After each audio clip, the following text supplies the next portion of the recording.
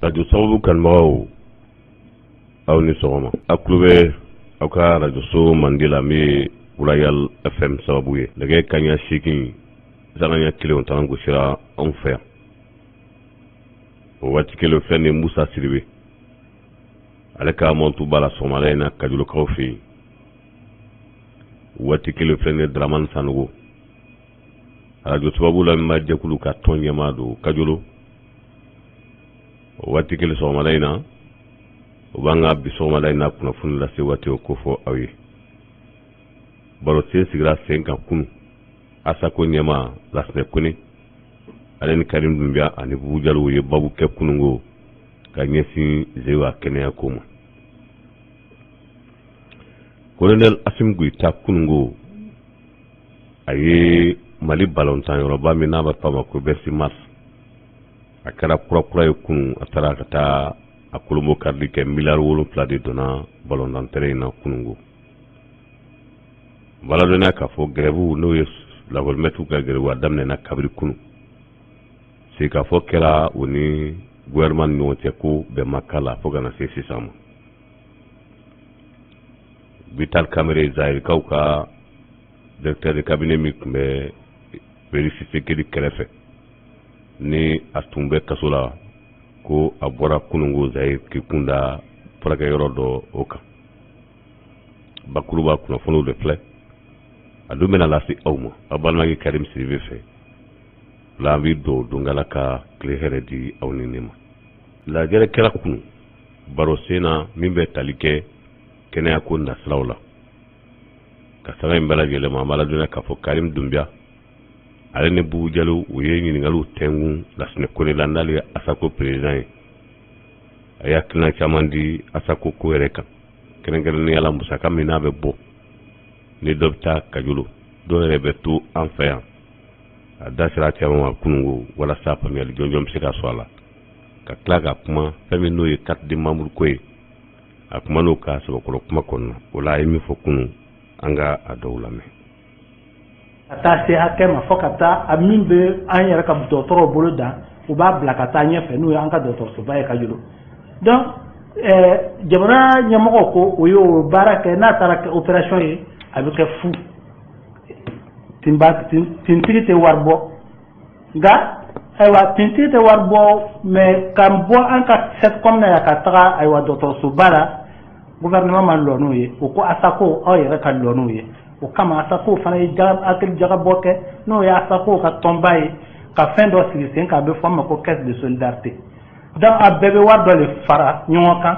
san o san ka taa bila o yɔrɔ la i n'a fɔ Asako ka tɔnba dɔ fana bɛ yen ni a bɛ fɔ a ma ko FELASCOM wari min fana bɛ bɔ o kɛsu kelen de kɔnɔ an fɛ yan ka taa kɛ o wari sara n'i ye jateminɛ kɛ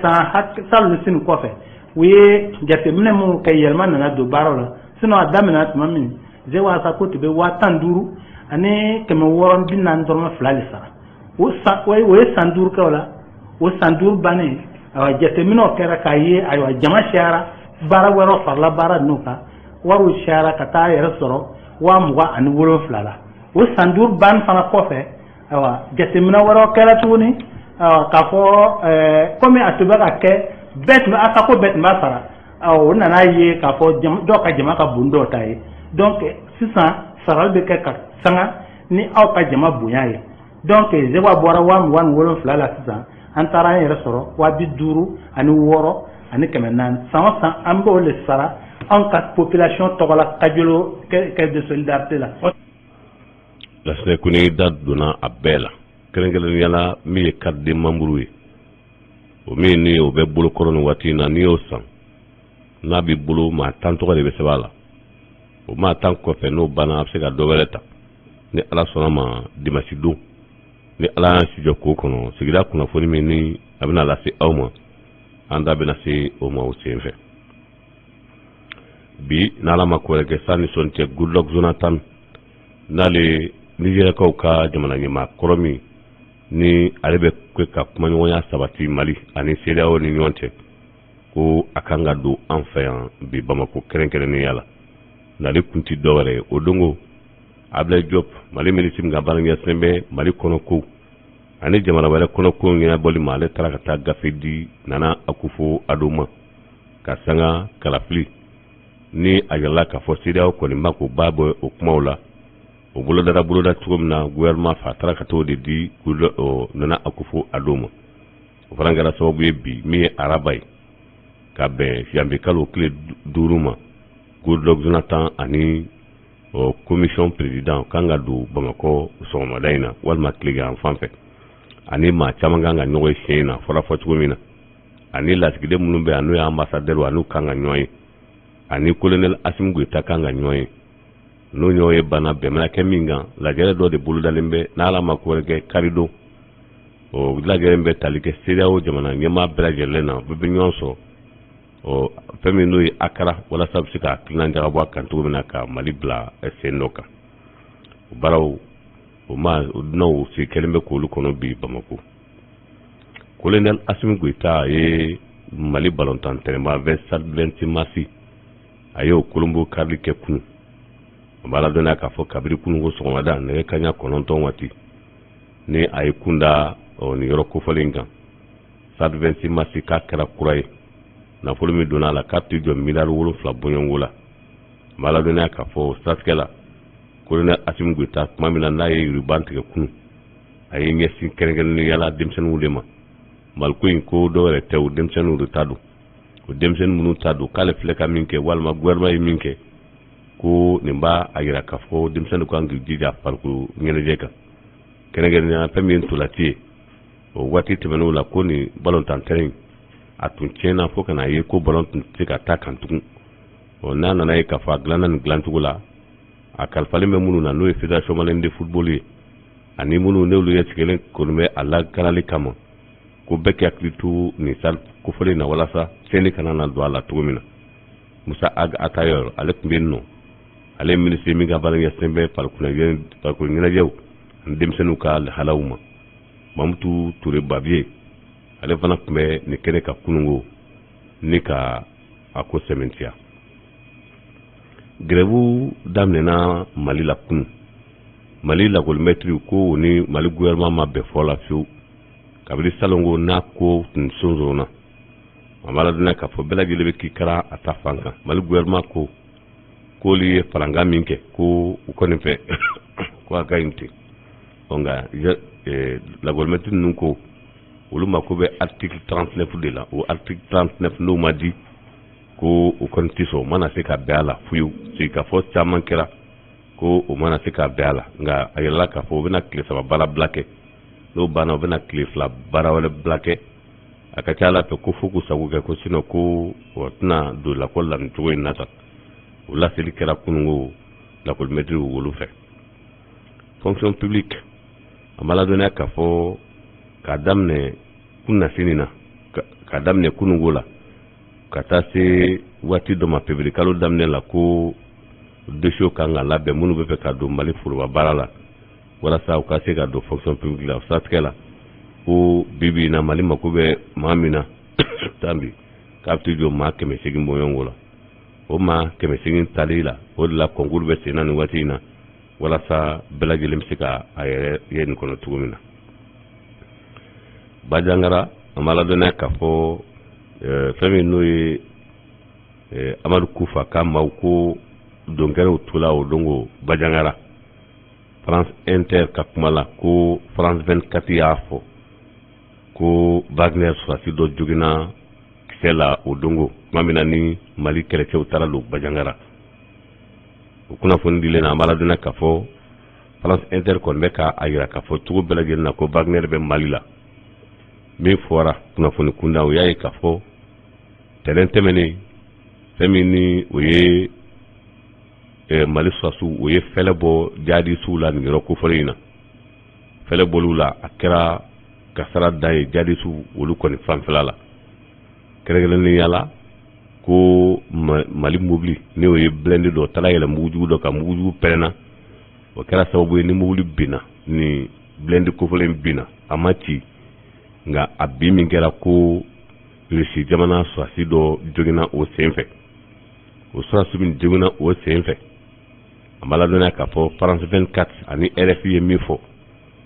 ko mi fɔra ko ye tiɲɛ ye ka da ka ko Wagner bɛ Mali la ko a yira k'a fɔ Wagner kɛlɛcɛ dɔ joginna kɛlɛda la o dongo Bajangara o satikɛ la ko tamaki t'a la ko komi Mali ko dun ko Wagner tɛ yen ko an ma ladɔnniya k'a fɔ ko fɛn min ye Wagner kɔni ko a kɛlɛcɛ dɔ joginna o dongo wa ko dɔgɔkun daminɛ la k'a fɔra ko maa jɛman caman yera Mali sɔrɔsiw cɛ la ka taa Bajangara yan fan fɛ ka taa Ɲoro yan fan fɛ ka taa ɲɛfɛlaw olu la i n'a fɔ Douanza ko Mali sɔrɔsiw u cɛ la maa jɛman dɔ b'u o cɛ la France 24 kɔni y'a kɛ min ye o ye Wagner de Wagner komi n'u bɛ fɛ cogo bɛɛ la k'o cogo Mali da la walasa o na se ka saya ta Mali kama cogo min o gɛlɛyaba de bɛ bi Faransi ale yɛrɛ kɔni ka bolo kan a ma ladɔnniya k'a fɔ nin kɛra tɛnɛn don tɛnɛn tɛmɛna kunna sini a kɛra kasara ye ka da kan kasara min n'a kɛra sababu ye ko terrorisme bɔnnen n'a nin na o dongo Bajangara mara la Bajangarakaw yɛrɛ u y'a sɛbɛntiya k'a fɔ ko digi kɛra terroriste la bi an bɛ waati min na Bajangara o mara la. Zahirikaw fɛ yen kɛrɛnkɛrɛnnenya la Vital Kamerhe ale Félix Tshisekedi kɛrɛfɛmaba ka directeur cabinet de kun don a nana ye k'a fɔ waati dɔ tɛmɛna k'ale ye nafolo yuruguyurugu u y'a minɛ ka don kaso la a donnen kaso la a bɔra kaso la kunungo de sa Parima lafiya min na u y'a cɛ ka bɔ n'a ye ka taa n'a ye nanzara jamana dɔ kan a tun bɛ a mako kun bɛ min na a mɛnna ko kunungo kɔni a bɔra ka taa jamana kɔ kan Nigerkaw fɛ yen a b'a ladɔnniya k'a fɔ Niger ko a maire dɔ o maire kofɔlen ale tora yala la cocaïne b'a kun cocaïne kilo 200 a nana minɛ n'o ye a minɛlen ko n'o ye a kuma cayara ko dɔw nana k'u k'a tila a b'a ladɔnniya k'a fɔ ko cila nana na cogo min na a ma faamu ka da ka dɔ tɔgɔ nana yala ni o ye maa girimanba ye ale yɛrɛ a bɛ i n'a fɔ ale ni présidence man jan ko o ko k'a bila maire yɛrɛ y'ale de wele k'a fɔ a ye ko ka kuma kɛ jamana ɲɛmaa fɛ ko n'o tɛ ko ale bɛ bolo la ale bɛ bolo min na ta ko a ti a yɛrɛ ka bolo kan ta o fana ye fɛɛrɛ bɛɛ kɛ walasa k'a bila ko a ma kofɔlen a minɛna Libi ani Niger ni ɲɔgɔn cɛ lakanabaa minnu bɛ yen olu fana ko petu o tɛ a bila abada ko a bɛ drogue feere min na n'a dɔnna a mɛnna ko a dabila kuma o sera n'a y'a sɔrɔ maa min y'a ci n'o b'a kalama hali ni maa wɛrɛ b'a kalama misali la hali ni jamana ɲɛmaa b'a kalama ko olu tɛ sɔn k'a bila nin cogo in na ta bilen bulonle kɛ Korowari jamana kan a ma ladɔnniya k'a fɔ ko o lakɔlibila min kɛra Noël fɛ n'u taara Noël fête kana o ye kɔnje jagoya du yɛrɛ de ma o ma ɲɛ min kɛ o ye tiɲɛnibaw kɛ a nana ye k'a fɔ o tiɲɛni kɛra sababu ye u sigi min kɛra ka na lakɔliso la o CGS jɛkulu min yɛrɛ sigilen bɛ lakɔliso baarali kama olu de y'a laɲini k'a jira k'a fɔ ko a bɛ cogo min na tan minnu n'u ye tiɲɛni nin kɛ n'u y'a mɔgɔ dɔw dɛnnen don ko bɛɛ lajɛlen k'i bolo da kunna k'a fɛn min tiɲɛna ni k'o sara Laginɛkaw fɛ yen an bɛ aw ladɔnniya k'a fɔ Mamadi Dunbiya ni ale ye président ye bi Laginɛ